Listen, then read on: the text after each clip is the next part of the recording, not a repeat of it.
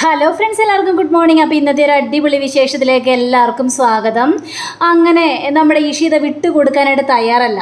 ഇഷിത നേരെ രചനയെ വിളിക്കുകയാണ്. അപ്പോൾ രചനയെ വിളിച്ചു കഴിഞ്ഞ് നല്ല പൊളിച്ചെടുക്കുന്ന വർത്തമാനവും അതിനുശേഷം നിൻ്റെ ഫോണിലേക്ക് ഞാനൊരു വീഡിയോ അയച്ചിട്ടുണ്ട്, നീ ഏതായാലും അതൊന്ന് നോക്ക്. നിൻ്റെ ഭർത്താവ് തന്നെയാണ് നിൻ്റെ മകനെ കൊല്ലാനായിട്ട് നോക്കിയത്, നീ അത് നോക്ക് എന്നും പറഞ്ഞുകൊണ്ട് ആ വീഡിയോ പെട്ടെന്ന് തന്നെ നമ്മുടെ രചനയാണെങ്കിൽ ആ ഫോൺ കട്ട് ചെയ്തിട്ട് ആ വീഡിയോ എടുത്ത് നോക്കുക. വീഡിയോ എടുത്ത് നോക്കി കഴിഞ്ഞപ്പോഴേക്കും നമ്പർ പ്ലേറ്റ് കണ്ടു കഴിഞ്ഞപ്പോഴേക്കും ആകാശിൻ്റെ നമ്പറാണെന്ന് ശരിക്കും മനസ്സിലായി. ഓഹോ, അപ്പോൾ അവനാണല്ലേ എൻ്റെ മകനെ കൊല്ലാനായിട്ട് നോക്കിയത്, എന്നിട്ട് എന്നോട് അവൻ കള്ളം പറഞ്ഞുവല്ലേ എന്നും പറഞ്ഞുകൊണ്ട് രചന ഭയങ്കരമായിട്ടും രോഷം കൊണ്ടിങ്ങനെ നിൽക്കുകയാണ്. പിന്നീട് കാണിക്കുന്നത് നമ്മുടെ മഹേഷ്. അപ്പോൾ മഹേഷിനാണെങ്കിൽ ആകെ ടെൻഷൻ, ദൈവമേ ഇഷിത സത്യങ്ങളെല്ലാം അറിയുകയും ചെയ്തു, അവളാണെങ്കിൽ ആകെ പ്രശ്നമായിട്ട് നിൽക്കുകയാണെന്നും പറഞ്ഞുകൊണ്ട് കൂട്ടുകാരോട് പറയുകയാണ്. ഏതായാലും എനിക്ക് അവളെ ഉപേക്ഷിക്കാനായിട്ട് പറ്റില്ല, എൻ്റെ മകനെയും ഉപേക്ഷിക്കാനായിട്ട് പറ്റില്ല. എൻ്റെ മകനോടുള്ള സ്നേഹം കൊണ്ടാണ് ഞാൻ അവളെ കൊണ്ട് അന്നേരം ഞാൻ മാപ്പ് പറയിപ്പിച്ചത്. ഇപ്പം അതെല്ലാം തെറ്റായി പോയെന്നാണ് എനിക്ക് തോന്നുന്നത് എന്നൊക്കെ കൂട്ടുകാരോട് പറഞ്ഞു കഴിഞ്ഞപ്പോഴേക്കും ഇയാളുമായിട്ട് സംസാരിക്കുകയാണ്. എന്നാലും ഇഷിതയെ കൊണ്ട് മാപ്പ് പറയിപ്പിക്കണ്ടായിരുന്നു മഹേഷ്, നീ അത് ചെയ്തത് വളരെ തെറ്റായ കാര്യമാണ്. ആദ്യം നിൻ്റെ ബർത്ത്ഡേ ആണെന്നും പറഞ്ഞുകൊണ്ട് വിളിച്ചുകൊണ്ട് പോയി, എന്നിട്ട് ആദ്യം നിന്നെ ഇൻസൾട്ട് ചെയ്തില്ലേ? എന്നിട്ട് എന്താണ് അവനെക്കുറിച്ച് നീ മനസ്സിലാക്കാത്തത്? അവൻ ആകാശ് പറയുന്നതും അനുസരിച്ചുകൊണ്ട് നടക്കുന്നൊരു മകനാണ്, അല്ലാതെ നിന്നെ സ്നേഹിച്ച് നടക്കുന്നൊരു മകനല്ല അവൻ. എന്നിട്ട് ഇപ്പോൾ ഇഷിതയും നിന്നെ തെറ്റിദ്ധരിച്ചു, മകനെ കിട്ടിയതുമില്ല. ഇപ്പം എന്തായി? നിന്നെ വേദനിപ്പിക്കാൻ വേണ്ടി ഞാൻ പറഞ്ഞതല്ല മഹേഷേ, നീ യാഥാർത്ഥ്യങ്ങൾ മനസ്സിലാക്കുക തന്നെ ചെയ്യണം എന്നും പറഞ്ഞുകൊണ്ട് മഹേഷിനോട് സംസാരിക്കാം.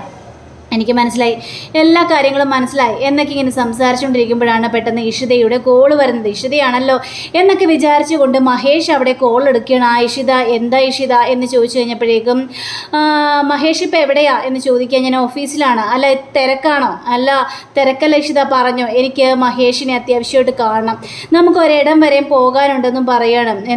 എന്തെങ്കിലും ബുദ്ധിമുട്ടുണ്ടോ? ഇല്ല ഇഷിത, ഞാനിപ്പോൾ തന്നെ വന്നേക്കാം എന്നും പറഞ്ഞുകൊണ്ട് ഫോൺ കട്ടാക്കുകയാണ്.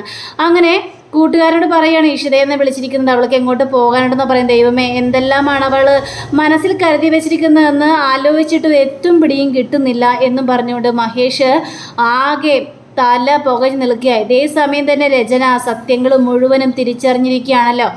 അപ്പോഴാണ് വരുന്ന ആകാശ് ഫോണും വിളിച്ചുകൊണ്ട് വലിയ ബിസിനസ്സുകാരെയൊക്കെ വിളിച്ച് പറഞ്ഞുകൊണ്ടാണ് ആകാശം അങ്ങോട്ട് വരുന്നത്. പക്ഷേ ആകാശിൻ്റെ സംസാരമൊക്കെ കേട്ട് കഴിഞ്ഞപ്പോഴേക്കും രചന കാലി വന്നൊരവസ്ഥയിൽ. അങ്ങനെ ആകാശിനോട് ചോദിക്കുകയാണ്, ആരോടെ നീ ബിസിനസ് ഡീലൊക്കെ നടത്തുന്നത്? നീ എല്ലാം ചെയ്യുന്നത് ആദിക്ക് വേണ്ടിയാണല്ലേ? അതെ, ആദിക്ക് വേണ്ടി തന്നെയാണല്ലോ ഞാൻ എല്ലാം ചെയ്യുന്നത്. എന്താ അവനെ എന്നെ ഷൂട്ട് ചെയ്യാൻ നീ പഠിപ്പിക്കാനായിട്ട് തീരുമാനിച്ചു? അയ്യോ, നീ അതൊന്നും വിട്ടില്ല രചന, അതൊക്കെ ഞാൻ വെറുതെ കാണിച്ചു കൊടുത്തല്ലേ. നീ വെറുതെ കാണിച്ചു കൊടുത്തല്ല, നീ എൻ്റെ മകനെ കൊല്ലാനായിട്ട് നോക്കുകയല്ലേടാ എന്നൊക്കെ പറഞ്ഞു കഴിഞ്ഞപ്പോഴേക്കും രചന, എന്തൊക്കെയാണ് രചന ഈ പറയുന്നത്? നീ അബദ്ധമൊന്നും പറയല്ലേ? നിൻ്റെ മനസ്സിലെന്താ നീ വിചാരിച്ചിരിക്കുന്നത്? ഇഷിതയും മഹേഷും കൂടെ ഒന്നിക്കില്ലെന്നോ? അവൾ എപ്പോഴേ മഹേഷിനെ ഭർത്താവായിട്ട് സ്വീകരിച്ച് കഴിഞ്ഞിരിക്കുന്നു. മഹേഷിൻ്റെ കൂടെ തന്നെയുണ്ട് ഇഷിത ഇപ്പോഴും. അവൾ തിരിച്ചു വന്നോ എന്ന് ചോദിക്കണം. പിന്നെ നീ എന്താ വിചാരിച്ചത്? നീ വിചാരിക്കുന്ന പോലെ തന്നെ കാര്യങ്ങളെല്ലാം നടക്കുന്നോ? പക്ഷേ ഇല്ല, ഇഷിത വന്നതിന് ശേഷം അവൾ എനിക്ക് ചില തെളിവുകളും കാണിച്ചു തന്നു. നീ അവിടെ നിന്നേ, പോകല്ലേടാ, നിന്നോട് അവിടെ നിൽക്കാനാ പറഞ്ഞത്. നീയേ എൻ്റെ മകനെ കൊല്ലാനായിട്ട് നോക്കിയാണ്. അങ്ങനെയൊന്നും പറയരുത്. എടാ, അന്ന് നിൻ്റെ വണ്ടി ഇടിച്ചാണ് ആദിക്ക് ആക്സിഡൻറ്റ് സംഭവിച്ചത്. എന്നിട്ട് അതെല്ലാ സത്യങ്ങളും മുഴുവനും നീ എന്നോട് മറച്ചു വെച്ചു. എന്തിനാണ് നീ എന്നോട് മറച്ചു വെച്ചത് എന്നൊക്കെ ചോദിച്ചുകൊണ്ടിരിക്കുമ്പോൾ രചന, എനിക്കൊരു കയ്യബദ്ധം പറ്റിയാണ്. ഓഹോ, അപ്പം നീ സമ്മതിച്ചു നിൻ്റെ വണ്ടി തന്നെയാണെന്ന്. എന്നിട്ട് നീ വീഡിയോ കാണിച്ചു തന്നപ്പോഴേക്കും നീ നമ്പർ പ്ലേറ്റ് വരെ മാറ്റിക്കളഞ്ഞിരിക്കുന്നു. ഇപ്പോൾ സത്യാവസ്ഥ മുഴുവനും എൻ്റെ മുന്നിൽ വന്നില്ലേടാ എന്നൊക്കെ ഇങ്ങനെ ചോദിച്ചുകൊണ്ട് രചന ഭയങ്കര ദേഷ്യത്തിൽ ഇങ്ങനെ സംസാരിക്കാൻ. രചന, അങ്ങനെയൊന്നും പറയില്ല രചന, വേണ്ട, ഇനി എനിക്ക് നിൻ്റെ സേവനം വേണ്ട. ഇറങ്ങിപ്പോയിക്കോളൂ ഇവിടെ. എനിക്കെൻ്റെ മകനാണ് വലുത്, അല്ലാതെ നീയല്ല. എനിക്കെൻ്റെ മകൻ മാത്രമേ ഉള്ളൂ. ആ മകനെയാണ് നീ കൊല്ലാനായിട്ട് നോക്കിയിരിക്കുന്നത്.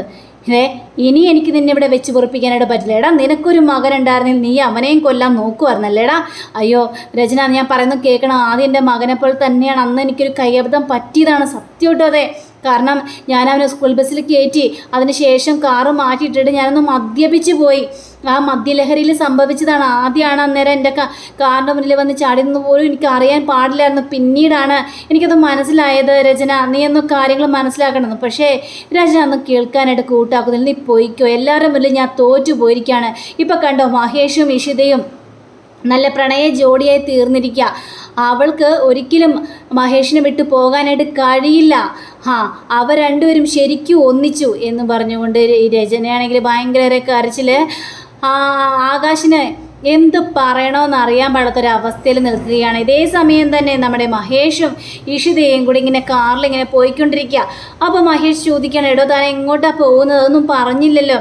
എന്താ മഹേഷിന് പേടിയുണ്ടോ? മഹേഷ് എന്നോട് ഒരുപാട് കാര്യങ്ങളെല്ലാം മറച്ചു വെച്ചു. ഭർത്താവിന് ഒരു ആവീതം ഉണ്ടെന്ന് എനിക്ക് മനസ്സിലായി. ഞാനൊരു കഥ പറയട്ടെ. എനിക്ക് ഒരു കൂട്ടുകാരത്തി ഉണ്ടായിരുന്നു. അവൾ കല്യാണം കഴിച്ച് 2 പിള്ളേരൊക്കെ ഉണ്ട്. ഭർത്താവും അവളും നല്ല സന്തോഷത്തോടു കൂടി തന്നെയാണ് പോയിക്കൊണ്ടിരിക്കുന്നത്. വളരെയേറെ സന്തോഷം. ഭാര്യ ഭർത്താവ് എന്ന് പറഞ്ഞാൽ അങ്ങനെ ഇരിക്കണം എന്നുള്ളൊരു ഉദാഹരണമായിരുന്നു അവളുടെ ജീവിതം. പക്ഷേ ഒരു നാൾ അവൾ കണ്ടെത്തി അവളുടെ ഭർത്താവിന് വേറൊരുത്തിയുമായിട്ട് ബന്ധമുണ്ടെന്ന്. പക്ഷേ ആ നിമിഷം അവൾ തകർന്നുപോയി. അവൾ അങ്ങനെ മാറി. എന്തെന്നില്ലാത്ത അവളിൽ നിന്നുള്ളൊരു മാറ്റം എല്ലാവരെയും ആശ്ചര്യപ്പെടുത്തി. പക്ഷേ ഒരു നാൾ അയാൾ കണ്ടു അവളുടെ മരണം. അവൾ മരിച്ചു കിടക്കുന്നതാണ് അയാൾ കണ്ടത് എന്നിങ്ങനെ ഇഷിത പറയുകയാണ് ഓരോ കഥകൾ. ഇഷിതയുടെ ആ കഥ കേട്ട് കഴിഞ്ഞപ്പോഴേക്കും മഹേഷിനാകെ ടെൻഷൻ തോന്നി. മഹേഷ് കാർ ഒരു സ്ഥലത്ത് നിർത്തുകയാണ്. അപ്പോൾ ഇഷിത ചോദിക്കണം, എന്തിനാ കാർ നിർത്തിയത്? യാത്ര തുടരാം. ഞാനൊരു കഥ പറഞ്ഞത് മാത്രമേ ഉള്ളൂ, എൻ്റെ ഒരു കൂട്ടുകാരത്തിയുടെ കഥ. അത് വലിയ കാര്യമൊക്കെ നിൽക്കേണ്ട ആവശ്യമൊന്നുമില്ല. എല്ലാവരും അങ്ങനെയല്ലോ മഹേഷേ. നമുക്ക് ഏതെങ്കിലും പാർക്കിലോ ബീച്ചിലോ ഒക്കെ പോയി നിൽക്കാം. എന്നിട്ട് നമുക്ക് അവിടെ പോയിരുന്ന് സംസാരിക്കാം. നമ്മുടെ ടൂറ് ആനന്ദം തന്നെ ആയിക്കോട്ടെ എന്നൊക്കെ പറയുകയാണ്. അങ്ങനെ മഹേഷ് നേരെ വണ്ടിയും കൊണ്ട് നേരെ പോവുകയാണ്. ഇഷിത അത്രയൊക്കെ പറഞ്ഞല്ലോ എന്നൊക്കെ ശ്രദ്ധിച്ചുകൊണ്ട്. ഇതേ സമയം തന്നെ മഹേഷിൻ്റെ വീട്ടിൽ രാമനും അതേപോലെ തന്നെ സ്വപ്നവല്ലിയും കൂടി ആകെ ടെൻഷനിൽ നിൽക്കുകയാണ്. ദൈവമേ, ഇഷിത എന്ത് ഭാവിച്ചാണ് അവൾക്ക് ഒരുപാട് മാറ്റങ്ങളാണല്ലോ സംഭവിച്ചിരിക്കുന്നത്. അവളിന് വലിയ കടുത്ത തീരുമാനം എടുക്കും. അവൾക്ക് ഒട്ടും താങ്ങാൻ പറ്റിയിട്ടുണ്ടാവില്ല. മഹേഷിൻ്റെ മകനാണ് ആദ്യം അറിഞ്ഞു കഴിഞ്ഞപ്പോഴേക്കും. അതുകൊണ്ടാണ് അവളിങ്ങനെയൊക്കെ കിടന്ന് പെരുമാറിയത്. പക്ഷേ ഇപ്പോൾ അവൾക്ക് സംഭവിച്ചിരിക്കുന്നത് വലിയൊരു മാറ്റം തന്നെയാണ്. അതിനുള്ള കാരണം എന്താണെന്ന് ആലോചിച്ചിട്ട് ഒരു എത്തും പിടിയും കിട്ടുന്നില്ലല്ലോ സ്വപ്നവല്ലി. അതന്നെയാണ്. പക്ഷേ ദൈവമേ, ഒരിക്കലും അവൾ തെറ്റായ ഒരു തീരുമാനം എടുക്കല്ലെന്ന് തന്നെയാണ് എൻ്റെ മനസ്സിലൊരു പ്രാർത്ഥന എന്നും പറഞ്ഞുകൊണ്ട് ഇവർ രണ്ടുപേരും കൂടി ഇങ്ങനെ സംസാരിക്കുക. അങ്ങനെയൊന്നും ഉണ്ടാവില്ല. നമുക്ക് ഇഷിതയെ ശരിക്കും അറിയാലോ. അവൾ ചിപ്പിയെ മറന്നുകൊണ്ട് യാതൊരു പ്രവൃത്തിയും ചെയ്യില്ലെന്ന് തന്നെയാണ് എൻ്റെ വിശ്വാസം. അങ്ങനെ പിന്നീട് മഹേഷിനെ ഇഷിതയും കാണിക്കുകയാണ്. അപ്പോൾ ഇഷിതയാണെങ്കിൽ ഭയങ്കര ദുഃഖത്തിലാണ്. അപ്പോൾ മഹേഷ് ചോദിക്കുകയാണ്, ഇഷിതയെ എന്താ എന്നോട് പറയാനുള്ളത് എന്നൊക്കെ ചോദിച്ചപ്പോഴേക്കും മഹേഷ് എന്നോട് മറച്ചു വെച്ചു അല്ലേ? മഹേഷിനൊരു മകനുള്ള കാര്യം അതെന്തുകൊണ്ടാണ് എന്നോട് മറച്ചു വെച്ചതെന്ന് എനിക്കറിയില്ല. ചിലപ്പോൾ എന്തെങ്കിലും പല കാരണങ്ങളും കാണും. എന്നിട്ട് എൻ്റെ കയ്യിലേക്കൊരു മകളെയും തന്നു. ഞാൻ ആ മകളെ മനസ്സാലെ സ്വീകരിക്കുകയും ചെയ്തു. പക്ഷേ എന്നോട് വലിയൊരു ചതി തന്നെയാണ് ചെയ്തിരിക്കുന്നത്. അങ്ങനെ കുറേ തത്വങ്ങളൊക്കെ പറയുക. ഇതെല്ലാം കേട്ട മഹേഷ് ആണെങ്കിലും ഒന്നും മിണ്ടാതെ തലയും കുരിച്ച് നിൽക്കുകയാണ്. പക്ഷേ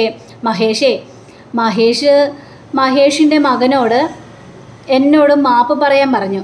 പക്ഷേ അന്നേരം എനിക്കുണ്ടായ വേദനയില്ലേ, അത് പറഞ്ഞറിയിക്കാൻ പാടാത്ത വേദന തന്നെയാണ് ഏതൊരു സ്ത്രീക്കും. കാരണം അവരുടെ മകനോട് അവർക്ക് മാപ്പ് പറയേണ്ട ആ ഒരു അവസ്ഥ വരുമ്പോൾ അതിനുശേഷം ഇതെൻ്റെ മകനാണെന്നും കൂടി പറഞ്ഞ് മഹേഷ് എന്നെ വല്ലാതെ ഇൻസൾട്ട് ചെയ്തു. അപ്പോഴും എനിക്ക് വല്ലാത്തൊരു സങ്കടം തോന്നി. ഞാൻ യാത്ര പോയപ്പോൾ നിങ്ങളെല്ലാവരും എന്താ വിചാരിച്ചത്? ഞാൻ ആത്മഹത്യ ചെയ്യുമെന്നോ? ഒരിക്കലുമില്ല. കാരണം എനിക്കതിൻ്റെ കാര്യമില്ല. ഞാൻ ആത്മഹത്യ ചെയ്യുന്ന എന്തിനാണ്? എൻ്റെ മനസ്സിന് അത്ര ധൈര്യവും ആത്മവിശ്വാസവും ഒക്കെ ഉണ്ട്. അപ്പം അതുകൊണ്ട് ഞാൻ ആത്മഹത്യയുടെ വക്കിലേക്ക് പോയതുമില്ല. പിന്നീട് ഞാൻ പല കടുത്ത തീരുമാനങ്ങൾ എടുത്തിട്ടാണ് മടങ്ങി വന്നിരിക്കുന്നത് മഹേഷേ എന്ന് പറയുക. ഇത് കേട്ട് കഴിഞ്ഞപ്പോഴേക്കും മഹേഷിനാകെ ടെൻഷൻ. മഹേഷ് ആണെങ്കിൽ ഇഷിതയോട് പറയുകയാണ്, ഇഷിത ചിപ്പിയെ വേദനിപ്പിക്കുന്ന രീതിയിൽ ഒരു തീരുമാനങ്ങളും എടുക്കരുത് എന്ന് പറഞ്ഞു കഴിഞ്ഞപ്പോഴേക്കും ഞാൻ എന്തിനാണ് ചിപ്പിയെ വേദനിപ്പിക്കുന്ന രീതിയിൽ തീരുമാനം എടുക്കുന്നത്? ചിപ്പി ആരില്ലാത്തൊരു കുട്ടിയല്ലല്ലോ. അവൾക്ക് അച്ഛനുണ്ട്, അച്ഛമ്മയുണ്ട്, അച്ചാച്ചനുണ്ട്, ഇപ്പോൾ രക്തബന്ധത്തിൽ പിറന്ന ഒരു ഏട്ടനും കൂടി ഉണ്ടല്ലോ. അപ്പോൾ പിന്നെ എങ്ങനെയാണ് അവൾ തനിച്ചായി പോകുന്നത്. ദേ ഞാൻ ചെയ്തത് വളരെയേറെ തെറ്റായ കാര്യം തന്നെയാണ്, എന്നോട് ക്ഷമിക്കണം ഇഷിത എന്ന് പറഞ്ഞു കഴിഞ്ഞപ്പോഴേക്കും ക്ഷമയുടെ കാര്യമൊന്നുമില്ലല്ലോ മഹേഷ്. ഇവിടെ നമ്മൾ തമ്മിൽ പരസ്പരം മനസ്സിലാക്കേണ്ട കാര്യമാണല്ലോ. ഏതായാലും മഹേഷ് ഈ സത്യങ്ങളൊക്കെ പറഞ്ഞു. ഇനി എൻ്റെ ജീവിതം എൻ്റെ മകനും കൂടി ഉള്ളതാണ്, അതായത് ആദിക്ക്. ഇത് കേട്ട് കഴിഞ്ഞപ്പോഴേക്കും മഹേഷിൻ്റെ കണ്ണുകളൊക്കെ നിറഞ്ഞു. മഹേഷ് സന്തോഷം കൊണ്ട് മതിമറന്നൊരവസ്ഥ നിൽക്കുകയാണ്. അതെ, പക്ഷേ മഹേഷിൻ്റെ മകനാണ് ആദ്യം അറിയുന്നതിന് മുമ്പ് തന്നെ അവൻ എൻ്റെ മകനായിരുന്നു എന്ന് പറഞ്ഞുകൊണ്ട് ആ ഹോസ്പിറ്റലിലെ കാര്യങ്ങൾ മുഴുവൻ ആലോചിക്കുക. ആദിക്ക് ഭക്ഷണം മാറി കൊടുത്തതും ആദിക്ക് കൈച്ചേനിട്ട് കൊടുത്തതും അങ്ങനെതായ കുറേ കാര്യങ്ങളെല്ലാം ഇഷിത അവിടെ ആലോചിക്കുകയാണ്. അതേ മഹേഷേ, അന്ന് ഹോസ്പിറ്റലിൽ ഉണ്ടായ കുട്ടിയില്ലേ, അവൻ എന്നെ വിളിച്ചുകൊണ്ടിരുന്നത് അമ്മയെന്നാണ് ഇഷാദ്.